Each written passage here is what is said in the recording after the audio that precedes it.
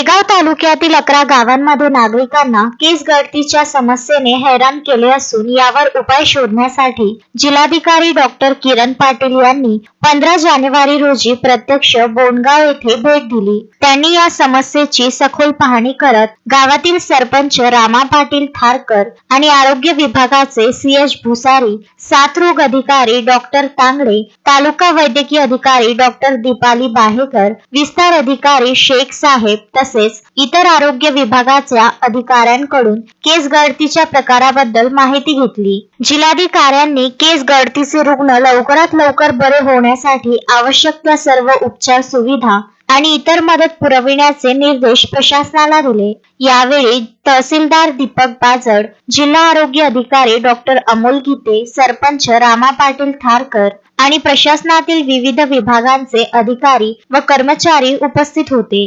गावकऱ्यांच्या आरोग्याच्या दृष्टीने प्रशासनाने जलद कार्यवाही करावी अशी अपेक्षा जिल्हाधिकाऱ्यांनी व्यक्त केली। त्याचबरोबर केस गळती मागील कारणांचा शोध घेऊन त्यावर शाश्वत उपाययोजना राबविण्यासाठी आरोग्य विभागाला सूचना दिल्या। या भेटीमुळे गावकऱ्यांमध्ये समाधानाचे वातावरण निर्माण झाले असून प्रशासनाकडून ठोस निर्णय होण्याची अपेक्षा व्यक्त होत आहे।